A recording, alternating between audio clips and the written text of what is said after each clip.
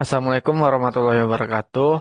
Saya Muhammad Raffi dengan NIM 2010 852032 akan mempresentasikan hasil penelitian saya yang berjudul Diplomasi Budaya Jepang melalui JKT48 di Indonesia pada tahun 2022 sampai 2024. Pada bab satu, saya mulai dari latar belakang, yaitu pasca Perang Dunia Kedua. Jepang sebagai negara yang terlibat dalam perang berupaya untuk memperbaiki citra nasional mereka. Mereka menggunakan diplomasi budaya sebagai sarana potensial untuk maksimalkan soft power yang dimiliki oleh Jepang. Hingga melompat pada tahun 2002, Jepang memanfaatkan potensi soft power mereka yang diimplementasikan ke dalam inisiatif Cool Japan. Selanjutnya, pada tahun 2005, Jepang secara resmi menggunakan budaya dalam agenda diplomasi di luar negeri. Hingga pada tahun 2011, JKT48 sebagai salah satu produk budaya populer Jepang mulai beroperasi di Indonesia. Selama beroperasi, JKT48 berperan dalam agenda diplomasi budaya Jepang di Indonesia.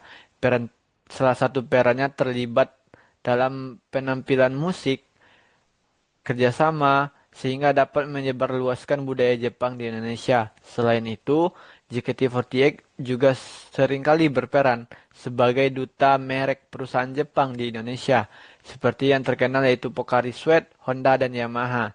Namun, sejak tahun 2020, aktivitas diplomasi budaya melalui JKT48 mengalami hambatan pada masa pandemi COVID-19. Rumusan masalah terlihat dari bagaimana JKT48 sebagai aktor negara yang berperan dalam menyebarkan budaya Jepang di Indonesia. Namun, namun terdapat permasalahan terkait terkait mereka sebagai instrumen soft power, khususnya pada masa pandemi COVID-19 yang terjadi pada tahun 2020, sehingga menimbulkan permasalahan yaitu bagaimana JKT48 sebagai aktor dan negara mengimplementasikan diplomasi budaya Jepang dalam aktivitas mereka seperti pertunjukan, kolaborasi budaya, keterlibatan media sehingga dapat memperkuat soft power Jepang di Indonesia. Selanjutnya pertanyaan penelitian yaitu bagaimana diplomasi budaya Jepang melalui JKT48 di Indonesia pada tahun 2022 sampai 2024. Selanjutnya tujuan penelitian yaitu penelitian ini bertujuan untuk menganalisis bagaimana diplomasi budaya Jepang melalui JKT48 di Indonesia pada tahun 2022 sampai 2024. Manfaat penelitian yaitu terdapat dua manfaat yaitu manfaat akademis dan manfaat praktis. Manfaat akademis terlihat dari bagaimana penelitian ini dimanfaatkan sebagai rujukan untuk berbagai bentuk karya ilmiah yang membahas kajian diplomasi budaya. Sedangkan manfaat praktis hasil penelitian ini diharapkan mampu membuktikan bahwa pembentukan JKT48 sebagai instrumen diplomasi Jepang dapat berimplikasi terhadap diplomasi budaya Jepang di Indonesia, khususnya melalui pendekatan soft power. Selanjutnya studi pustaka, yaitu terdapat 6 studi rujukan dalam penelitian ini, seperti yang terlihat dalam selanjutnya yaitu kerangka konseptual. Secara umum, diplomasi budaya memiliki berbagai definisi, tergantung pada aliran pemikiran para akademisi, sehingga terdapat perbedaan interpretasi dalam diplomasi budaya. Namun, salah satu definisi yang terkenal yaitu dari Cumming, yaitu diplomasi budaya, yaitu sebagai pertukaran ide, informasi, seni, berbagai aspek budaya lainnya di antara bangsa-bangsa dan masyarakatnya untuk menumbuhkan saling pengertian atau mutual understanding. Sesuai dengan konteks penelitian ini, yaitu diplomasi budaya yang dijalankan oleh aktor negara yang sejalan dengan pemikiran J. Cole, yaitu diplomasi budaya adalah bagian dari diplomasi yang fokus pada pertukaran budaya untuk membangun pemahaman jangka panjang. Selanjutnya, diplomasi budaya dinilai sebagai instrumen soft power yang dimanfaatkan negara untuk mencapai tujuan kebijakan luar negeri. Selanjutnya yaitu soft power sendiri yang dikenakan oleh Joseph Nye memiliki definisi yaitu kemampuan suatu negara yang mempengaruhi negara lain melalui daya tarik budaya, nilai politik, dan kebijakan luar negeri. Josemnya juga menekankan bahwa soft power bergantung pada tiga sumber utama, yaitu budaya menarik, nilai-nilai politik yang konsisten, dan kebijakan luar negeri yang bermoral atau legitim. Teori soft power dalam penelitian ini digunakan untuk melihat bagaimana Jepang menggunakan budaya populer seperti JKT48 sebagai soft power untuk membangun citra positif dan daya tarik Jepang di Indonesia. Dan JKT48 menjadi contoh bagaimana soft power Jepang dapat dioperasionalisasikan melalui diplomasi budaya yang berbasis industri hiburan. Selanjutnya metodologi penelitian. Jenis penelitian ini yaitu kualitatif deskriptif. Batasan penelitiannya pada tahun 2022 sampai 2024. Unit analisisnya yaitu aktivitas dan strategi JKT48 sebagai medium diplomasi budaya Jepang di Indonesia. Unit eksplanasinya adalah soft power dan diplomasi budaya Jepang dalam konteks industri hiburan. Level analisisnya yaitu level negara, teknik pengumpulan melalui studi pustaka dan melalui data sekunder. Selanjutnya teknik analisis data yaitu dengan melakukan reduksi data, penyajian data, penarikan dan verifikasi kesimpulan. Selanjutnya yaitu sistematika penelitian dimulai dari bab 1 pendahuluan, bab 2 diplomasi budaya Jepang di Indonesia, bab 3 JKT48 sebagai instrumen diplomasi budaya Jepang di Indonesia. Bab 4 analisis diplomasi budaya Jepang di Indonesia melalui JKT48 pada tahun 2022 sampai 2024 dan bab 5 adalah kesimpulan. Selanjutnya itu bab 2 diplomasi budaya Jepang di Indonesia. Secara garis besar terdapat 4 subbab yaitu secara sejarah diplomasi budaya Jepang sendiri, perkembangan diplomasi budaya Jepang di Indonesia, strategi Cool Japan di Indonesia, dan mekanisme diplomasi budaya Jepang di Indonesia. Ada beberapa poin penting. Salah satunya yaitu pada tahun 1995 maaf 1950-an adalah tahun penting bagi Jepang yang memiliki tujuan untuk membangun kembali citra positif mereka sebagai negara yang dicitrakan sebagai negara otoriter yang dapat berkembang ke arah yang lebih demokratis. Pada poin perkembangan diplomasi budaya Jepang di Indonesia terdapat beberapa poin penting yaitu pada tahun 1958 hubungan diplomatik antara Jepang dan Indonesia secara resmi terbentuk melalui Perjanjian Perdamaian Jepang-Indonesia di Jakarta. Dan pada tahun 2008, eh, pada peringatan 50 tahun hubungan diplomatik Jepang dan Indonesia, Jepang melakukan secara resmi melakukan kegiatan yang intensif dalam agenda budaya mereka yang dilakukan secara bertahap. Selanjutnya yaitu strategi Cool Japan di Indonesia. Cool Japan sendiri dinilai berperan penting dalam menghubungkan berbagai sektor industri dan budaya di Jepang seperti anime, media, pariwisata, idol, musik, dan industri kreatif lainnya ke luar Jepang, khususnya di Indonesia. Indonesia sendiri dinilai sebagai salah satu negara dengan tingkat respon positif masyarakat yang tinggi terhadap Jepang di Indonesia pada tahun 2011 melalui survei BBC yaitu sekitar 85% masyarakat Indonesia terbuka dengan negara Jepang. Selanjutnya itu mekanisme diplomasi budaya Jepang di Indonesia. Ada dua poin penting yaitu pelaksanaan program Japan Foundation melalui program seni dan budaya, program bahasa Jepang, kelompok studi Jepang, dan pertukaran intelektual. Selanjutnya yaitu melakukan promosi budaya populer Jepang melalui anime, manga, film, makanan, mode, dan musik. Pada bagian musik, itu salah satunya direpresentasikan oleh JKT48 di Indonesia. Selanjutnya itu bab 3, yaitu JKT48 sebagai instrumen diplomasi budaya Jepang di Indonesia. Secara garis besar, yaitu proyek JKT48 pertama kali diumumkan pada 11 September 2019. 2011 di Hensei Event JKT48 di Chiba, Jepang. Dan secara resmi terbentuk pada 2 November 2011 sebagai sister group pertama AKB48 di luar Jepang. Sedangkan dalam perbedaan konsep dengan AKB48 sendiri terdapat pada perbedaan budaya, bahasa, dan pendidikan. Untuk istilah dan aktivitas JKT48 di Indonesia terlihat salah satu yang terkenal adalah yaitu JKT48 Theater, yaitu sebagai tempat kegiatan rutin JKT48 di Indonesia. Selanjutnya Sembah Sosenkyo, yaitu pemilihan umum yang dilakukan oleh para fan untuk memilih para member idol favorit mereka. Meet and Greet Festival adalah festival pertemuan antara para penggemar dan para idol mereka di Indonesia. JKT48 Anniversary Concert adalah salah satu agenda terbesar JKT48 setiap tahunnya. Dan untuk aktivitas JKT pada tahun 2022 sampai 2024 itu terlihat sangat banyak dan akan disimpulkan pada bab selanjutnya yaitu bab 4 analisis diplomasi budaya Jepang melalui JKT48 di Indonesia tahun 2022 sampai 2004 dimulai dari aktivitas diplomasi budaya Jepang di Indonesia. Salah satunya melakukan pertunjukan teater, konser, dan regenerasi grup.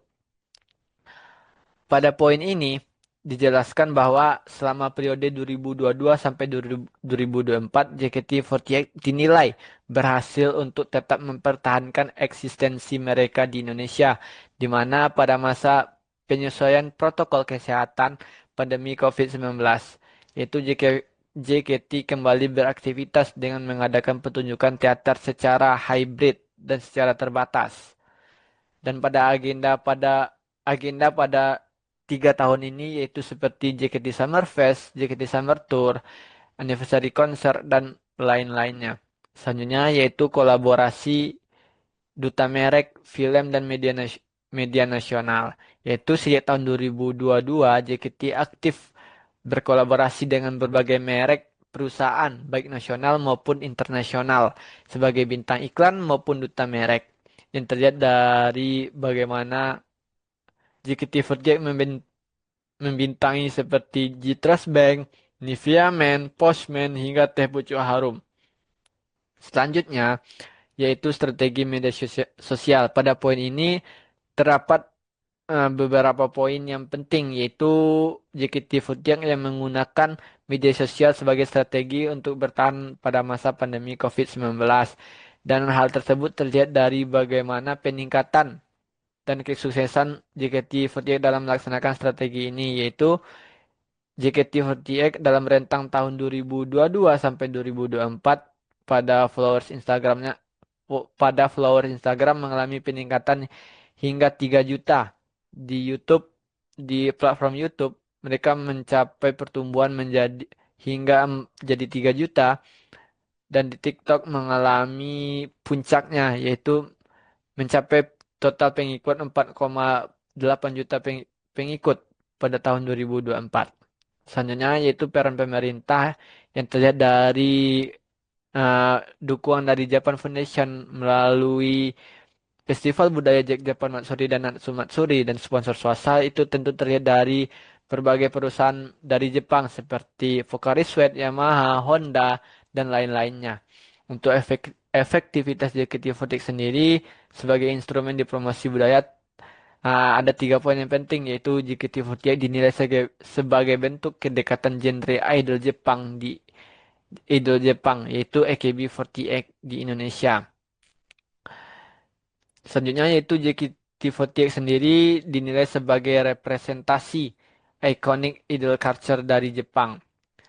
JKT48 meskipun grup ini dinilai sebagai grup pop yang berbasis di Indonesia dan memiliki member berasal dari Indonesia, tapi penulis menilai JKT48 yaitu sebagai bentuk representasi idol culture dari Jepang. Selanjutnya yaitu JKT sebagai instrumen dalam melaksanakan misi luar negeri, yaitu JKT48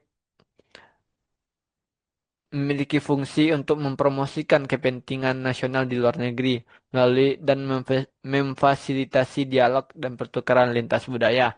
Sedangkan untuk poin pengaruh terhadap hubungan liberal, JKT48 sendiri dapat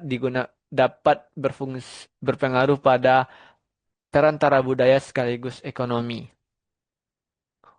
Selanjutnya yaitu analisis JKT48 sebagai instrumen soft power Jepang di Indonesia melalui operasionalisasi teori soft power, yaitu Joseph Nye. Melalui 3 sumber utama dari soft power, itu terlihat dari budaya, nilai-nilai politik, dan kebijakan luar negeri. Hal ini dimulai dari budaya. JKT48 dinilai sebagai produk budaya Jepang dengan perpaduan Indonesia. Dengan poin bahwa JKT48 dinilai sebagai bentuk ekspor budaya lokal dari Jepang yang berada di Indonesia. Dan JKT48 juga beradaptasi dengan budaya lokal melalui strategi lokal adaptation. Sedangkan untuk nilai politik, JKT48 dinilai mempromosikan nilai-nilai masyarakat Jepang secara halus. Walaupun tidak secara tegas bersifat politis, JKT48 secara halus memperkuat nilai-nilai masyarakat Jepang di Indonesia yang selaras dengan tujuan soft power yang lebih luas. JKT secara luas memperkuat nilai-nilai Jepang seperti disiplin dan etos kerja yang mencerminkan citra Jepang dalam hal ketekunan dan keuletan. Grup idola ini juga menampilkan nilai-nilai seperti kolektivitas dan kerja keras dan berorientasi pada group oriented performance. Selain itu, JKT48 juga menampilkan nilai-nilai meritokrasi dan demokrasi yang masih dijalankan yang dapat terlihat dari pemilihan tahunan atau Senbatsu Senkyo. Selanjutnya yaitu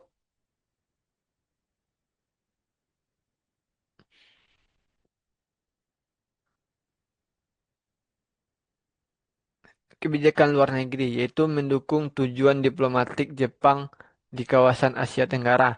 JKT48 sebagai bagian dari Cool Japan Strategi, JKT48 berkontribusi untuk meningkatkan persepsi positif tentang Jepang pada masyarakat Indonesia, khususnya generasi muda, yang menjadi demografi kunci membangun hubungan bilateral di masa depan. Grup idola ini juga aktif melaksanakan pertukaran budaya seperti konser bersama, AKB48 dan sister groupnya di Jepang, sehingga membangun hubungan antar masyarakat, yaitu people to people connection. Selanjutnya, yaitu JKT48 juga menjadi instrumen dalam melaksanakan misi luar negeri. Itu bagaimana JKT seringkali terlibat dalam berbagai acara persahabatan Jepang dan Indonesia seperti Festival Budaya Japan Matsuri. Selanjutnya yaitu keterbatasan JKT sebagai instrumen soft power, yaitu bagaimana JKT48 membayangi antara komersialisasi dan diplomasi. JKT48 sebagai entitas entitas ekonomi sekaligus entitas budaya dinilai, maaf, tidak seperti, maaf, JKT48 yang beroperasi sebagai perusahaan di bawah naungan IDN dan Super Bowl menimbulkan persepsi bahwa tujuan utama mereka adalah untuk perluasan pasar, bukan murni sebagai pertukaran budaya. Selanjutnya yaitu dilema antara autentitas dan apropriasi budaya, yaitu JKT dinilai terjebak antara dilema setia pada akar budaya Jepang atau beradaptasi dengan budaya Indonesia. Se- Selanjutnya yaitu persaingan dengan K-pop dan budaya lokal di Indonesia. JKT yang beroperasi di tengah hiburan yang kompetitif dilihat dari dominasi budaya K-pop secara global dan tren positif artis lokal di Indonesia. Ekspansi berbagai produk K-pop seperti BTS dan Blackpink telah meningkatkan standar grup idola dengan kualitas produksi yang tinggi. Hal tersebut menimbulkan persepsi bahwa daya tarik JKT terlihat ketinggalan zaman. Citra K-pop yang dipandang eksklusif dan beranggaran tinggi dinilai kontras dengan model JKT yang terkesan kurang glamor dan mainstream. Selanjutnya yaitu bab kesimpulan. Kesimpulannya berdasarkan analisis penulis menunjukkan bahwa JKT48 berperan sebagai instrumen soft power Jepang di Indonesia, memiliki tingkat efektivitas yang beragam.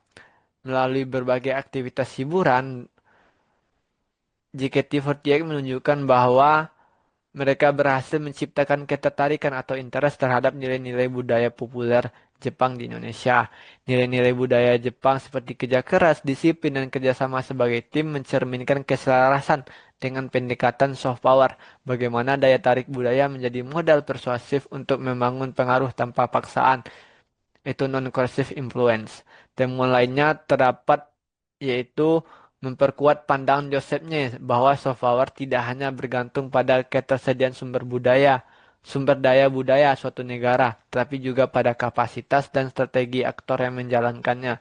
Diplomasi budaya melalui JKT juga tidak hanya menegaskan bahwa strategisnya aktor non-negara atau non-state aktor dalam praktik hubungan internasional kontemporer, tetapi juga membuktikan bagaimana entitas budaya populer dapat berperan efektif sebagai instrumen diplomasi.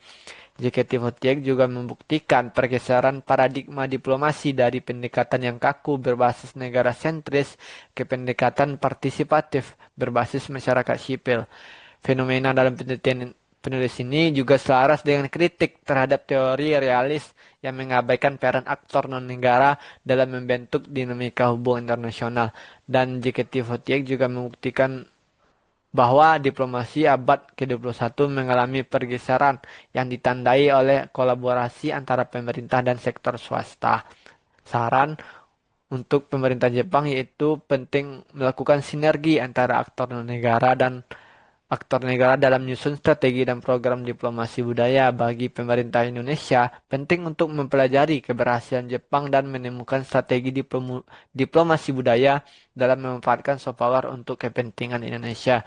Bagi peneliti selanjutnya, penulis menyarankan untuk melakukan studi komparatif terhadap implementasi diplomasi budaya melalui grup idola di negara lain seperti Korea Selatan dengan BTS dan Blackpink ataupun Tiongkok dengan SNH48. Sekian dari presentasi hasil penelitian saya. Jika ada salah, jika ada keterbatasan, saya mohon maaf. Saya akhiri. Assalamualaikum warahmatullahi wabarakatuh.